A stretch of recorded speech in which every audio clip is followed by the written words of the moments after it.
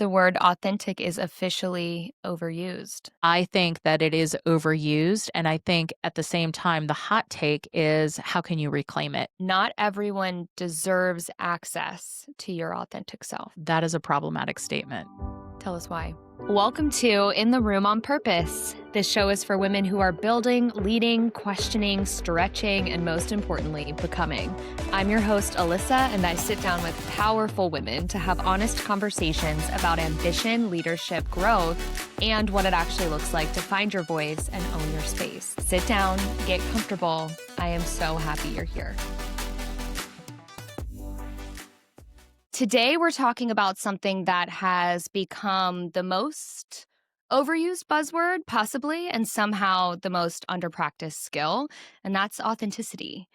We've watched the world shift from polished perfection to people craving what's real stories, real leadership, real voices, and the data backs it up. Authenticity is actually now the number one driver of brand trust. Unfiltered content is outperforming highly produced content, which is a breath of fresh air. And companies are quite literally rewriting job descriptions to call for authentic leadership. So today I want to bring in Michelle, who doesn't just talk about authenticity, you embody it. Michelle calls herself the authenticist because she has spent years helping people reclaim their voices, their truth, and the parts of themselves that they've learned to quiet down over time. Your tagline is "Be More You." And honestly, I feel like this conversation is a permission slip to slip a little bit, right? A reminder that we don't have to shrink or edit or perform to belong in the spaces that we're in, and we can actually lead and live from the most honest versions of ourselves. So, Michelle, welcome to In the Room on Purpose. Thank you so much for having me, and I would like for you to intro me everywhere I go now. And that's that. Listen, I will come. I will hop in your purse and we will hit a Perfect. quick intro. Perfect. So, a couple of facts before we really get Yeah. into it and your background and your work is 47% of job postings reference authentic leadership. Right. Employees are 3.1 times more likely to stay at a company if leadership is, quote, genuine, transparent, and human. Always. And authenticity over time right now has become more of a skill or less of a skill, maybe shifting from a Right. skill and transferring over into a leadership competency, which is interesting to think about because I don't remember authenticity being a part of my early years in leadership. Me neither, which is why I'm not at a corporate job anymore. So tell us, have we lost the plot in authenticity? And go take us back to when you decided that this was the direction you were going to take your career. I think I couldn't take my career anywhere else because what I kept finding over and over and over again in my life, in my work, in the places that I showed up is it was not acceptable to be me. And it wasn't just about me. It was people weren't accepted to be themselves a lot of the time. Right. So you get feedback like you have to do it a little bit more like this, or this is the way it should be done. Right. So a lot of shoulds, or have you thought about, when we do it like this, right? So when we think about culture, either in the corporate world or even in our communities and in the places that we show up, a lot of the time what happens is essentially we want to belong. That sense of belonging usually means that we feel like we have to betray a piece of ourselves in order to fit in. Because think about this. I mean, part of the human connection, all the way back to, as far back as we can go and study human behavior, is that we want to be a part of something. We need that connection. We want to belong. And if we didn't belong, it meant that we were out of the tribe, right? We were no longer part of this. And that meant sudden death. Yeah. So I'm thinking about this from a place of when we say that we want to belong, we want to make sure that we are acceptable and accepted And so what happens is that we don't really stay true to ourselves. So how do I get into that work? Life, Yeah. right? What part of you was betrayed? Because I love that you said Mm. often we betray a piece of ourselves to Mhm. conform Mhm. into the work that we're doing, into the environment or community we're in, unknowingly. But what part of you did you betray as you were finding this journey? A lot of real connection and a lot of real talk. So I'm thinking from the time I was a child, I remember writing this poem once. I was like 11 or 12, and I still have it. And it started out with, I refuse to believe that the world around me is as real as it seems, because there were all of these rules and these things that we had to do. And I probably took that rebel with me all the way through high school and through college. And when I got to college, it was more along the lines of, oh, I can be who I really am. And then entering the workforce, it was like, "Oh, I have to be a little bit of less a little bit less that person, and a Mm, little bit less, and a little bit less, and a little bit less, because this culture that I am joining is this way, and if I don't join this culture, I don't have the job, I don't get the promotion, I don't do these things." And so it's funny to me too in the corporate world how I stood out and how I kept getting promoted to a certain level, and then I would always stop because at that level, it was like, "Oh, she's too different," right? Being honored for the things that made you different in a corporate environment to a point where you get to that senior level leadership, and then all of a sudden, "Oh, yeah, you don't belong up here because you're not one of us." And so what part of me got betrayed was that authentic voice, that inner knowing that I had and wanted to treat people in the way that they should be treated. mm. So knowing that I was actually betraying the people that looked up to me meant I was betraying myself as well. This episode is brought to you by Coffitivity, a science backed sound platform designed to help your brain focus. Coffitivity recreates the sounds of a coffee shop. Research shows that moderate ambient noise, like a cafe environment, actually enhances creativity and cognitive performance. It simulates abstract thinking without all of the distractions that come from lyrics or heavy beats. Lucky for us, our friends at Coffitivity have given us a 20% off code for you to try it yourself. Teachers use it in classrooms, and if you're in college, this is the perfect way to maximize that all nighter. You know what I'm saying. Their ad-free subscription ranges from $2.99 to $3.99 per month, and our code INTHEROOM20 will save you 20% off any subscription option that you choose. So whether you are preparing for your Q2 meeting, brainstorming on strategy, reviewing performance reviews, or redoing your resume to find your next job, or just trying to get through your daily to-dos without getting distracted, this gives your brain the perfect background hum to stay focused. Head to coffitivity.com, use the link in the room 20 to join me and 300,000 other listeners today. Mm. So, your work as an authenticist, what does that mean to you right now? And what did Mhm. it mean to you when you got started? Because I Okay. assume it's evolved Yeah. as you've gone along. Sure. The word authenticist is just a word I made up anyway I love because it. I always tell people that the reason I majored in English was because I wanted to break the language, right? We should actually be speaking more languages. We should have more authority to make things more of our own. Words do give us a Absolutely. framework, of course. We do need them. But they're limited, right? So the word authenticist is something I just made up because I could not find of a role or a title that reflected the real that was on the inside. Mm. So, how does the work evolve? The work evolves in all different types of ways. I could give you a list of services, but it all comes back to this: who are you now? What does that person value?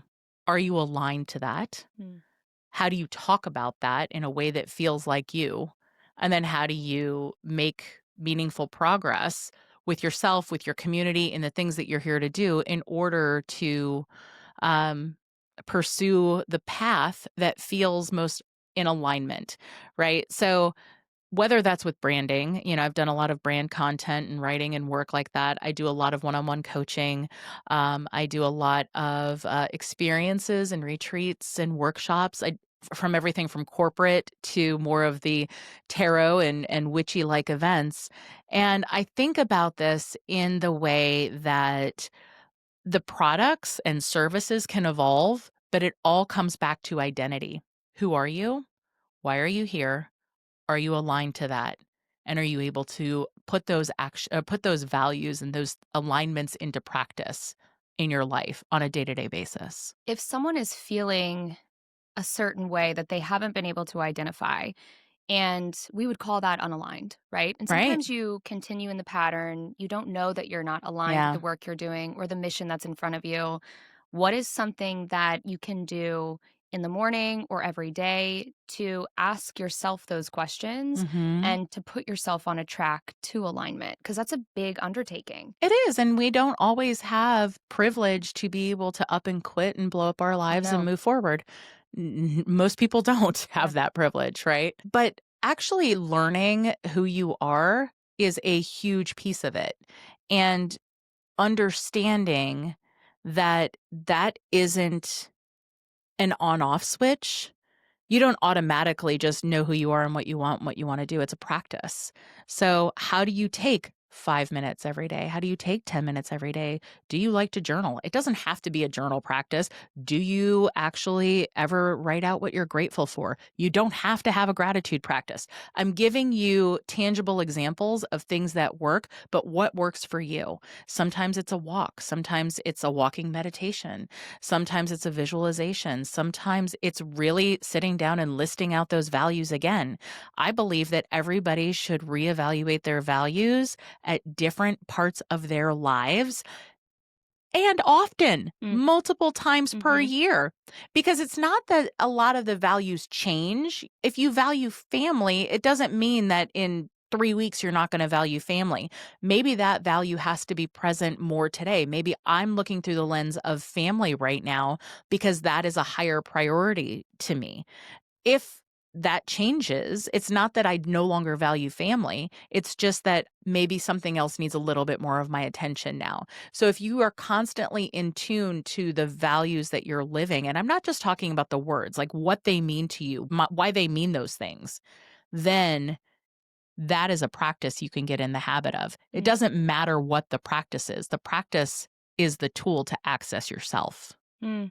I would offer a good listener in your life as well. When you're doing what you just mentioned, when you're practicing that, when you're on a path to alignment, or maybe you have no idea what that even means, and you start to incorporate some of these practices, Mhm. who in your life is genuinely listening? And it ends up holding you a little bit accountable to seeking that alignment and then to practicing that alignment. And alignment in practice means making a career shift. It means Mhm. doing something creative you haven't made the time Right. for. It means a group or a meetup that feels really good to some of the things you want to enjoy. So I really think that you must have a great listener in your life and you must have a great circle around you. Tell us more about who you are and how you have found that version of yourself. I'm very lucky that I had a family that was very supportive. Mm. And at the same time, the very voice in my head that was always there and supporting me, my mom, right, also was the voice in my head where you're doing it wrong, Michelle. It was the Shout out, mom. same person, right, exactly. So now to this day, I still hear her in my head, and I wish she was here to tell me some of these things, Mm. in real person and be disappointed with me in real time, and also proud of me, right? Uh, so how do you find your community? You find your community by having conversations and putting yourself out there. I really think that that's it, and asking questions. You find good listeners by also being a good listener. Mhm. And I think that one of the things that allows me to have the magic that I have where I can see people and reflect them back to them is because I can listen to people too. So, yes, I am sitting here talking right now, but it's also a gift to be able to listen between the lines and ask questions and be curious about folks. We understand ourselves through the lens of other people too. We get a better understanding when we are reflected back to us, right? That's how we align with other people. And we can say, oh, I want to be a little bit more like them. But really, it's like, oh, I want to be a little bit more like that part of me. Mhm. And so I have a wonderful community, in Richmond, in this country, globally, because I listen and because that also attract a lot of wonderful folks who listen to me. Mm. So you have found this space to show up fully. What might your community know and love about you? Is there any Oh, newness in your life that you're experiencing that you're diving into as you are on your authentic path? always. What is the newest? So practically and tactically, I've shifted a lot of my work recently. A lot of people still introduce me as a writer and a brand strategist, and yes, I still do those things. I have taken a step back from doing some of that work in order to focus more on my previous life of coaching and really helping people one on one and really helping visionaries and leaders and organizations make sure that they are also, following their values. So, what would they be surprised about? That I have nothing figured out. Amen. Right? Amen. I think that when people so for example, I'm giving a talk this week and everybody's like, "Oh my gosh, I can't wait to see it. I can't wait to hear it. You're gonna be great." And I'm like, "Well, that means that one of us thinks that." Because I still have these moments, even though it has been the work of my life to love my life and love myself and be the love of my life. And trust me, I love me some me. And I also still have a lot of these stories Mm. that occasionally something comes out of nowhere and confronts me. And I was like, oh, I thought we expired that story. I thought we undid that. I thought I practiced my way out of that. Mm. It's not true. No matter how hard you work, you cannot work yourself out of being human. It's so true in Mm. any scenario. And that is why finding your voice in humanity, in human centered leadership is so important. It's okay to be human. Give yourself that Absolutely. grace. Absolutely. And I'm Mm. sure you've seen this too in different areas of your life, Mm. right? I have. As a leader and as somebody who has been led, I want to turn the table just really quick and ask you the same thing. So when you show up in these leadership circles or in circles anywhere and kind of this idea of what a leader looks like versus what you want it to look like, where's the gap still for you? When I started, I was 23 when I got my first major leadership role, and I only had leadership modeled through men in suits drinking whiskey Mhm. and smoking cigars. So it was true, it was my truth. And so, where I wouldn't put on a suit, I would put on a little dress and my stilettos, and I would start to perform. And when I would walk into the boardroom, I noticed I was a different version in that performance in that room than I was with my team. Now, it took a few years to find my voice with my team and to offer some insight into my life as a human, as a person. But what I find really interesting now is looking back at my story, I was so young that everybody was 20 years older than I was. And so when we would recap our weekends or we would recap, what's everybody going to do next week? Everyone was spending time with their kids, they were spending time with their husband, and I was going shopping, I was in the club, Yep. and I thought it would devalue who I was and the leader that I was to have those to be at that point in my life, right? But actually, I wish I was more transparent about that point in my life because what I learned was that it was inspiring. It was inspiring to those I led, it was inspiring to some of my peers, it was inspiring to the leadership team, and I didn't know that. I just thought, gosh, it's so annoying being so young and in this Mhm. position. Mhm. So, it's interesting how to blend the two, who you become in that performance and in that professional environment, because it does shape you, Mhm. but who you are outside of that and bringing that in a little bit more each time you step into those spaces. That was the work I had to do to meet myself fully and to say, oh, this is the Alyssa Edwards that I'm understanding. And this is the Right, Alyssa Edwards that I want to utilize when I am leading in those spaces. right. But it's not easy. No, I think that also we constantly talk about taking off the mask. Mhm. Masks are helpful too. Mhm. They allow us to step into places to see if it resonates with us, It's true. right? And I think the goal is to integrate so that all of the masks that you are wearing are a part of you. You're painting this picture of a closet at home Uh-huh. with all of the different masks on the Right. wall that Right. then you can blend together and kinda Right. take out into the world. Yeah, and I think that it's not an either or proposition. I think that it's like, yep, these are the masks I wear, right? This in here I show up this way. Yeah. In here in this room, I show up this way. But the thing is, in all of the rooms, how I show up is still me. Mhm. And that takes work. That takes integration and time and a practice. And I don't really care what anybody says about this. It has to be close to daily, where you are spending time ensuring that you are not just chasing the next thing, but that you're integrating where you are. There's 2 pieces to this. You have and are a brand strategist, Mhm. and you're a coach and a mentor. Mhm. And when I think about authenticity and how it's trending, I want your take on both sides, but I Mhm. want your take on first why you think authenticity is trending. Why are we hearing it everywhere? Why wasn't this 2023's word of the year? Why is it 2025's word of the year? Why wasn't this 1989's word Exactly. of the year? It's hard to be yourself. It's hard to be vulnerable. It's hard to be open. People want to be liked, accepted, loved, seen, heard, cared for.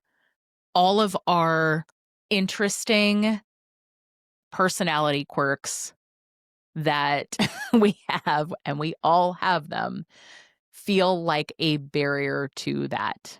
Mm. And A barrier to a promotion, a a barrier to barrier to whatever connection, whatever it is that we seek, whatever connection, whatever promotion, whatever next step, whatever. I like Alyssa. I want Alyssa to like me. She's a cool chick. Like, I want to hang out with her. I mean, you are. And I do want you to like me.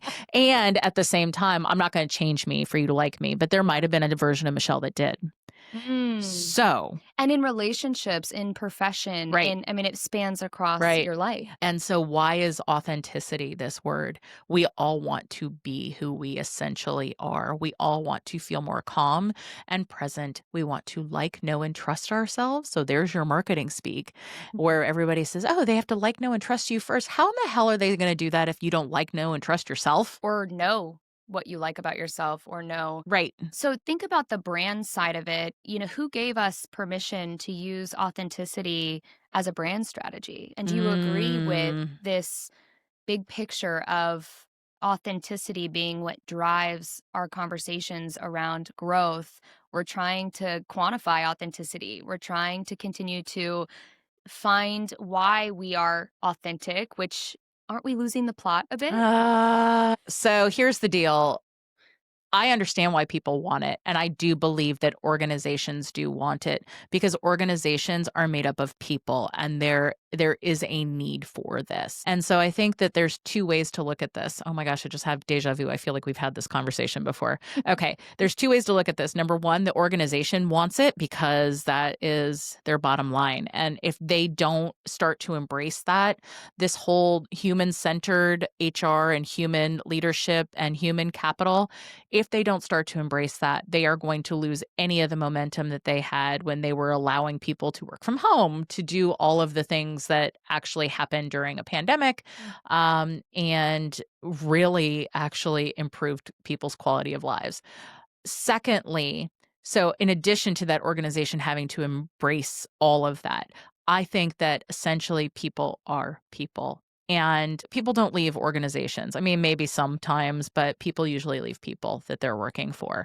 And so if people don't put that into play, if they don't have a more vast human perspective, they're going to lose their own comfort, right? Their own leadership roles, their own paychecks, right? Because like it or not, we need money.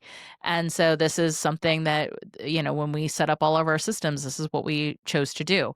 So I think that it can be authentic to bring it in.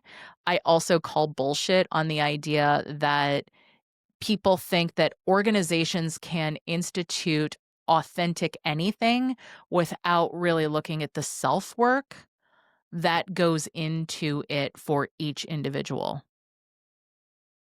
What's so interesting is I sit down with people who are on this true path to finding their authentic voice. Mhm. I've heard you talk about it. I've Mhm. watched a part of your journey over the Mhm. years as a bystander and now as, in the network and a Mhm. friend.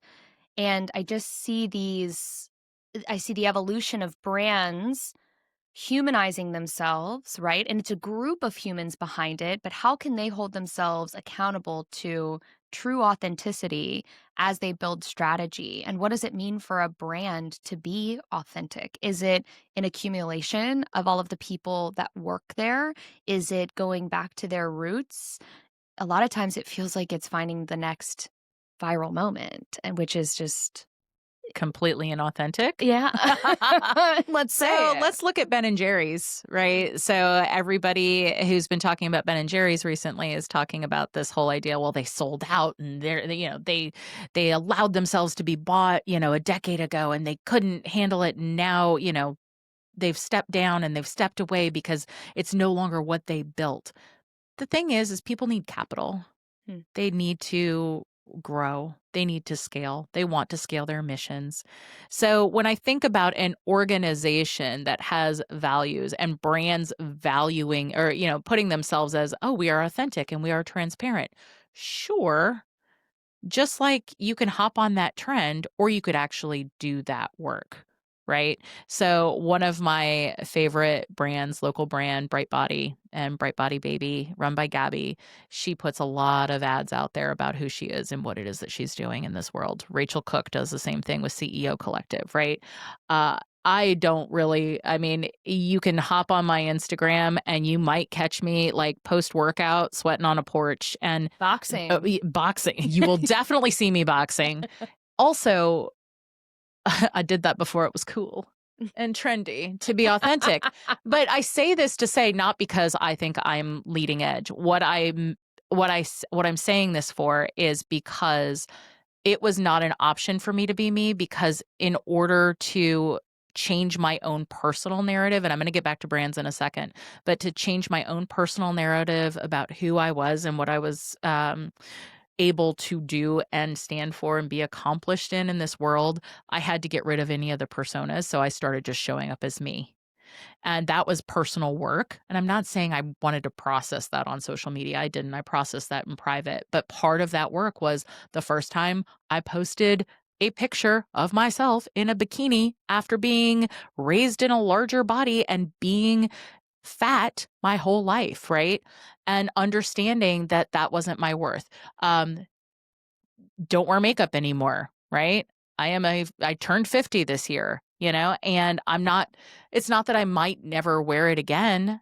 And at the same time, the world doesn't want to look at that because we've been conditioned to this beauty standard, right? So when I think about brands being authentic, sometimes it's true.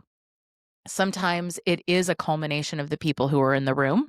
And sometimes it is getting back to the roots. And sometimes it's the commitment to doing values work. I work with organizations that do values exercises once a year, Once at a year. least, Once a year. sometimes more. And maybe they do a check in with me halfway through the year, right? So it's because they are actually committed to those things and those changes and maybe undoing some of the systems of oppression and some of the systems that don't work in our lives.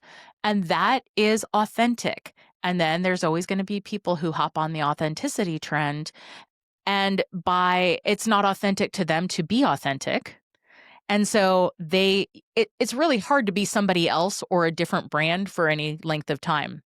Yeah. Anytime you want to copy somebody else or hop on a trend or do something viral, you can do that for a short while, but to sustain it, it has to be a part of who you are.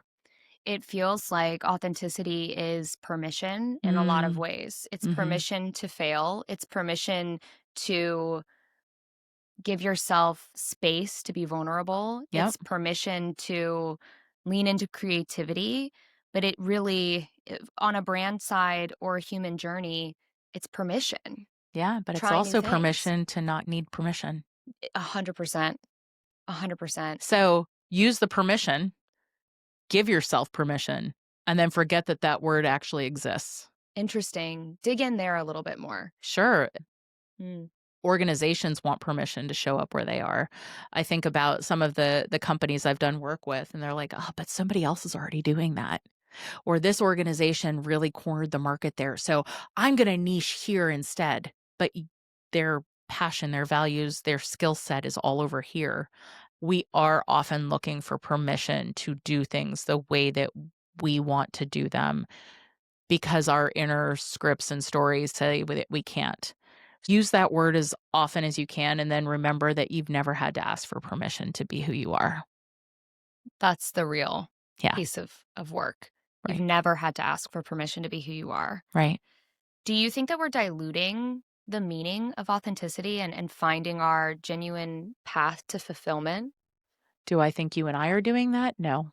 We are not. Do I think there are people that are going to latch on to that whole idea and make it a buzzword? Sure, but you have to look past the buzzwords. Like, what Mm, does that really mean? Family is a buzzword. Everything can be a buzzword. Like when I was talking about values. Oh, I value family. Everybody can say that, or a lot of people can say that, right? I absolutely. value integrity. I value compassion. Sure.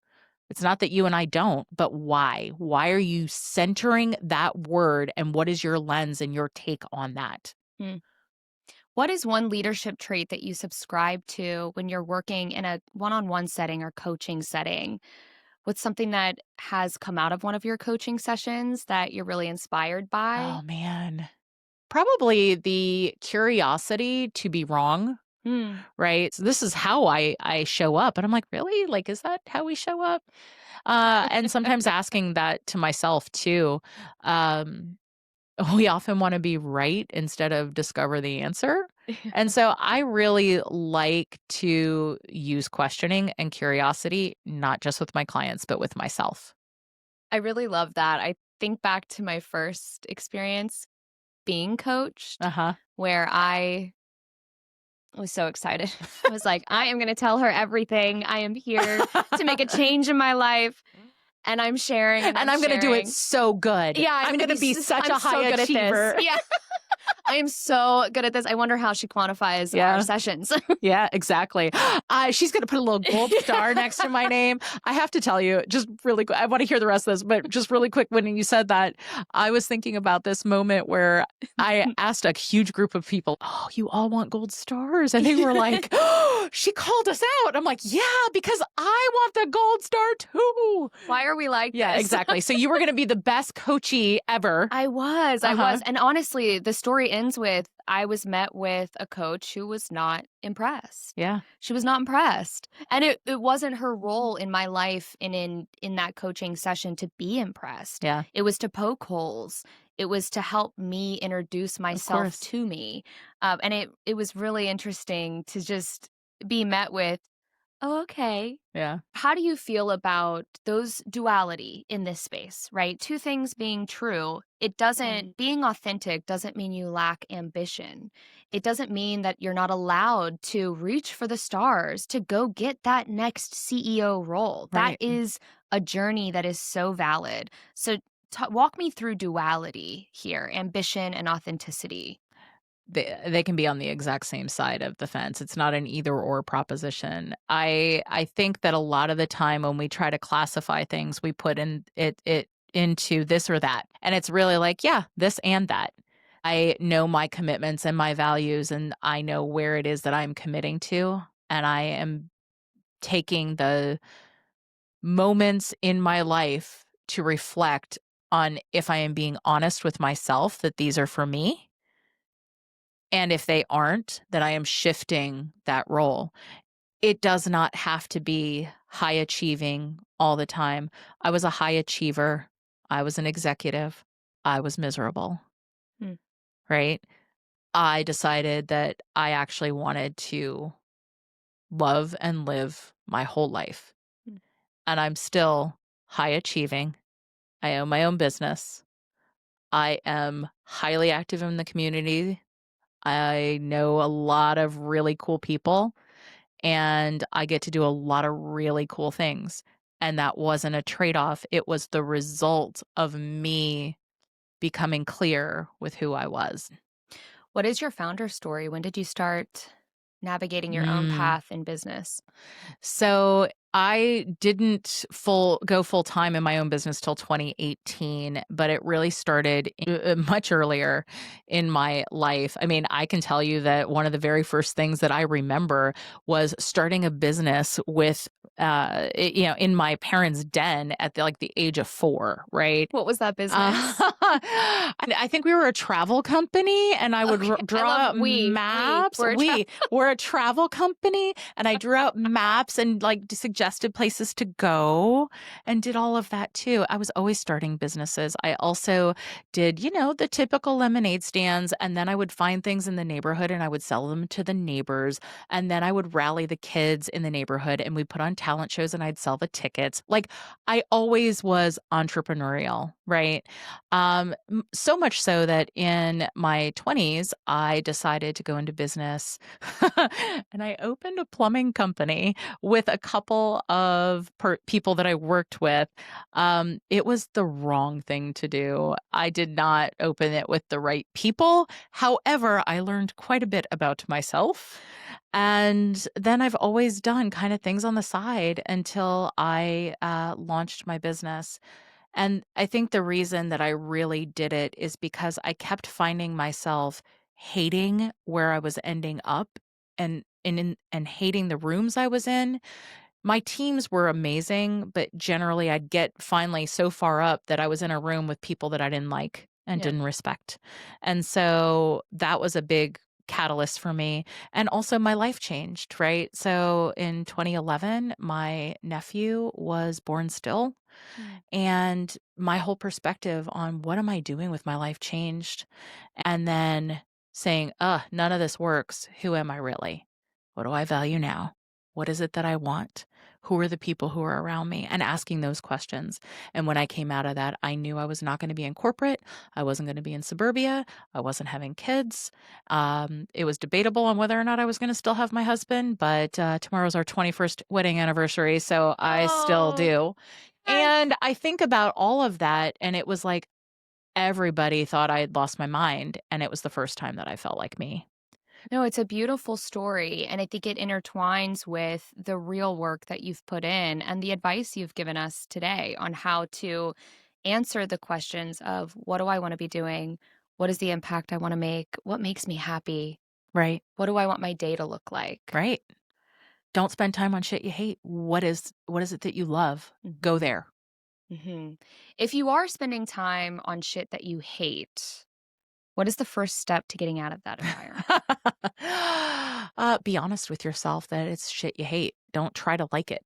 Mm, I think that's number 1. And then you're like, "Ooh, I really hate this. Okay, is there anything that I can change about it that I would make me hate it a little bit less?" You don't have to end it. It doesn't have to be, again, either or. It can be like, "Hey, I can't step away from this right now." So I'm speaking specifically to that because I know a lot of the time it's like, "Well, Michelle, I just can't give that up." Well, maybe you can't, but you can shift it. What are my non-negotiables around this? Asking yourself that question. I mhm. hate it because it takes up my time. It, takes me away from my kids, my passions, my travel, my blank, whatever. What are your non-negotiables around it? Start to act with one of them. What is one of your non negotiables?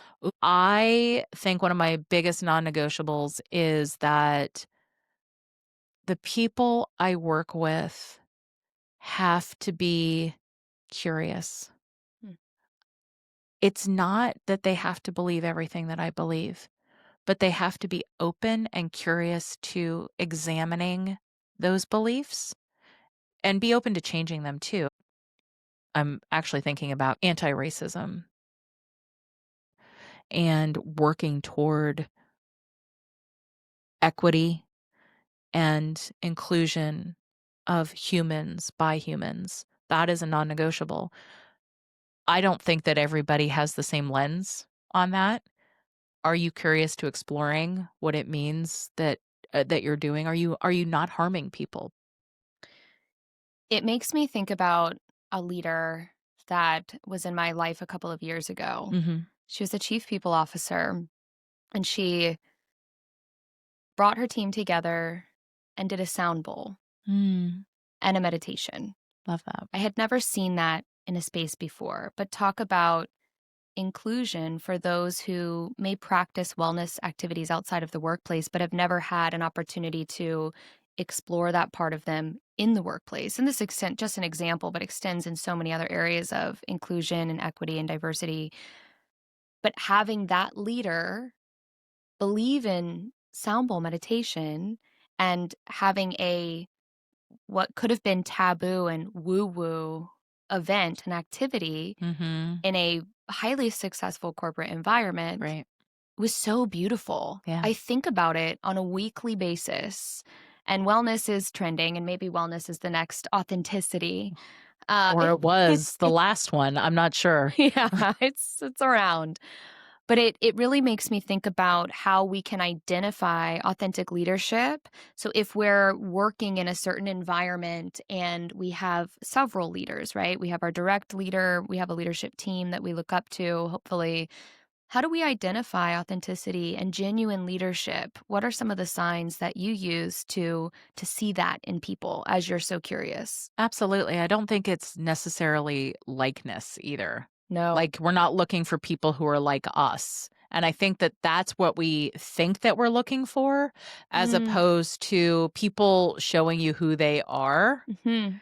and following through on that. And that's not for everyone. Right, Finding your authentic voice in leadership or in any setting, that doesn't mean that you're becoming more likable. It means you're becoming more you. right, absolutely. I think that the telltale sign is consistency over and over Mhm. again. How are they showing up? Mm. And are they compassionate and curious as well? Do any leaders come to mind? So many. I mean, just in our own community, right? Ashley Williams, Well Collective, she is very much who she is and honest about her evolution. There's Um, consistency there there is too. definitely consistent, She's evolved yeah. as a female owner, as a founder, as a boss in the Richmond ecosystem, and her consistency has Hmm. always been rooted. So Yeah, she's a great example. Yeah. yeah. Kelly Lemon, you know, she started Urban Hang Suite, but she has Mm. been a voice of Richmond for so long. Faith Wilkerson, like, and what she does, Dr. Faith, with what she does in bringing people together here in Richmond. Ashley Hawkins at Studio 23. You know, there's so many lovely people here locally. I mean, let's go Michelle Obama, right? Yeah. You know, Yeah. the big Oh, yeah. names that keep coming up, right? That show up consistently and honestly and don't have all the answers and still are there to help other people find their voice. What is your advice for someone who feels disconnected from their true voice? Hmm. Get in touch with the things that energize us and the things that deplete us first. When we can start to notice where we are feeling that we are forced and where we feel like we're in flow, Mm. it becomes easier than sitting down and trying to write the words that sound like you first. Forced versus flow. Mhm. You can feel that when you're with other people, and you can feel it in yourself when you Right. genuinely aren't resonating or connecting with what you're doing. Absolutely. Mm. And in me, I know it. I can feel it right here. Like I'm holding, kind of my chest Stress. and my belly and all of that. And it's like, I feel like I'm either being held back or I feel kind of like it feels like a stone in me. Mm. So a lot of people are disconnected from what their body feels like in these moments because we're Mm. taught to figure it out and to reason and be in our heads. The problem with that is we're on a neural pathway that's like a loop. Mhm. So if you're just thinking and you're not paying attention to your larger being, that is a practice. That is not, again, something you just do once and then never again. It's a constant coming home to yourself and returning to you first. It's really hard to do, especially in a busy world.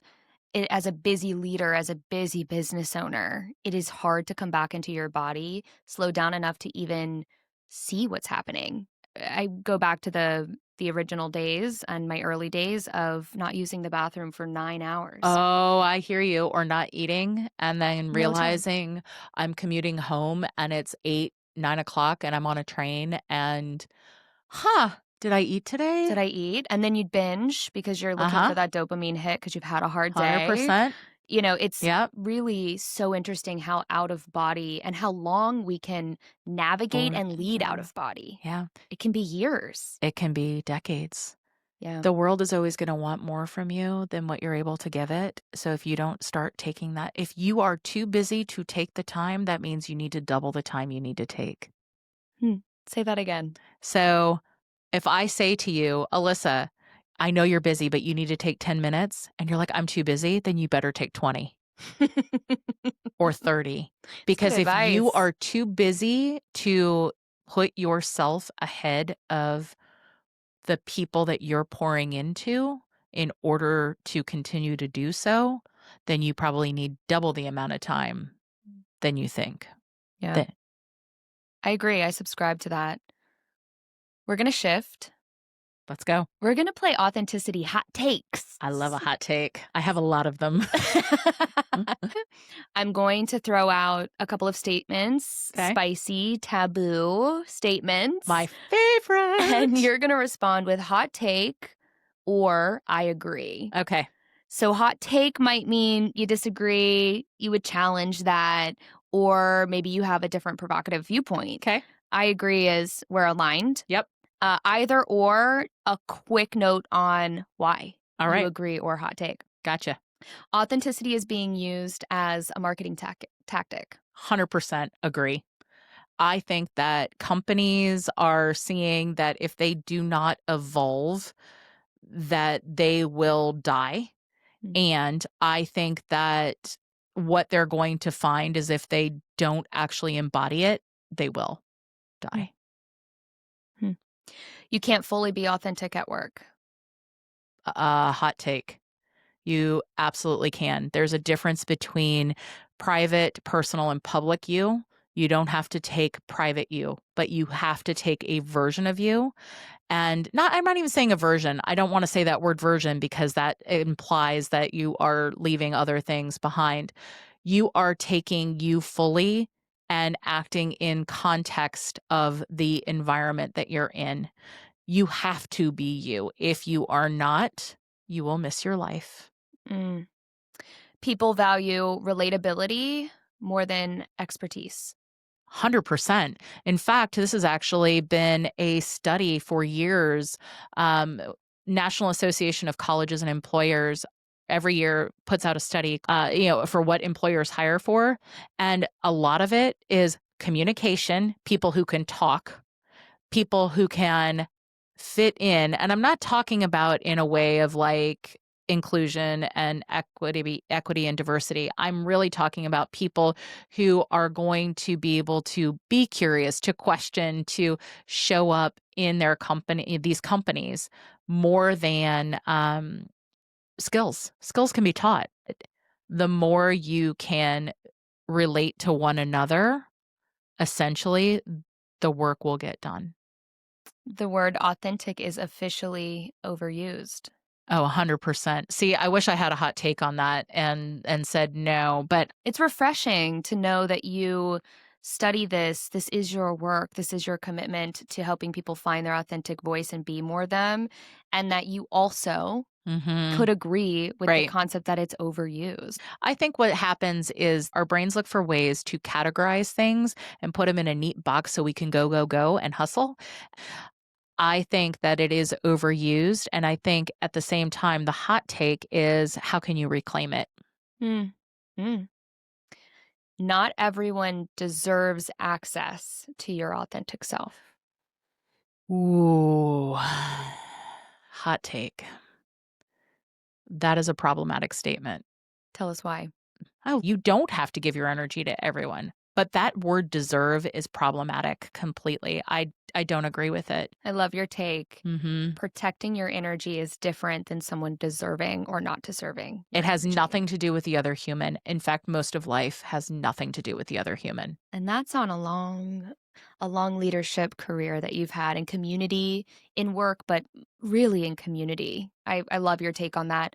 Leaders hide behind professionalism. So, hot take, I would say good leaders don't.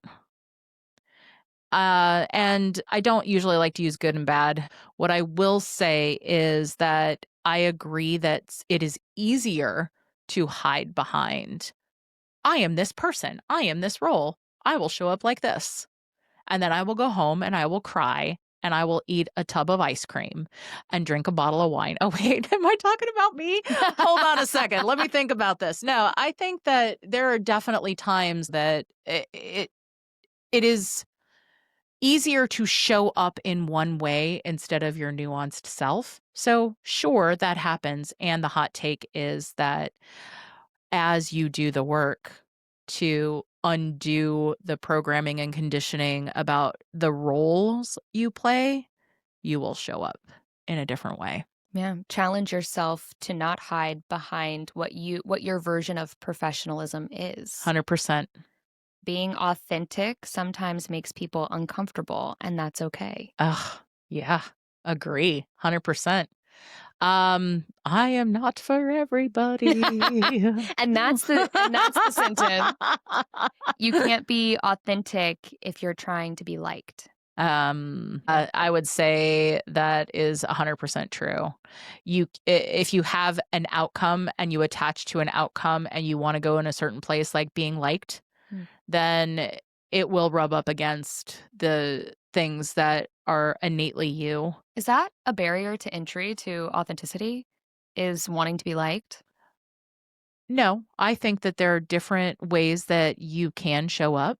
Mm, The more you peel back the layers, the less it matters if people really like you, though. amen. Most people don't actually know who they are. 100% agree. It is easy to get buried by other people's thoughts and opinions of who and where and how we are. Essentially, we are all that 5-year-old self. Oh, she's foreshadowing. Your younger self knew you better than you do now. Hot take or agree? Ooh, me What personally? a incredible you didn't have these notes. I did You didn't not. have the notes. I told you to surprise me. I feel more like my 5-year-old self now. I agree with this too. I think our younger selves without life experience and trauma Mhm. and everything in between Yeah. does know us, Yeah. and we become disconnected Right. from that version of self. And while we can grow and develop and become stronger, more incredible, more impactful humans in the world, that inner child is like innately us. Truth. And I don't wanna diminish childhood trauma too, because there are Mm-mm. children who do not get to be who they are, Mhm. right? But essentially underneath it, there is a core self, and it is our greatest work to get back to that self. Absolutely. A couple more. Okay. Authenticity has boundaries. Yes, but boundaries aren't barriers. Authenticity is a skill, not a personality trait. Ooh, Loaded. totally loaded. So I'm going to go hot take on this one. I think that innately we'd all like to be our naked selves and be liked, loved, and accepted. So that I think could be a human personality trait. I think it definitely needs a lot of practice though, because of everything we've already talked about. Hmm. Confidence is a healed insecurity. Hmm. I was on the fence on this one when I was writing it. Yeah, I think you wrote it really well, and I almost wanna say the hot take on this is maybe confidence is a byproduct of understanding who we are. So, the more we get into it, and also it might not be something that we feel like we need. We might not necessarily have to. I think I hear a lot about imposter syndrome in our Mm, world, right? I have a hot take on that too, by the way. mm. Um, Part two. but I also think that we might not be striving for confidence. We might just be striving to be calm and be able to be who we are. Yeah, total acceptance of Yeah. self, Yeah. just Right. loving the life we lead and Right. live. Yeah. Last one, you can be authentic and still be wrong.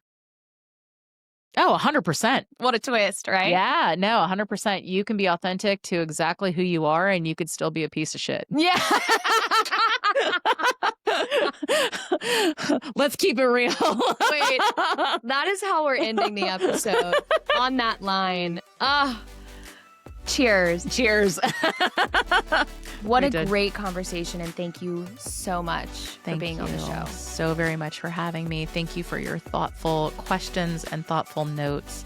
And I do hope that people take the time to do this and take the time for space for themselves. Me too.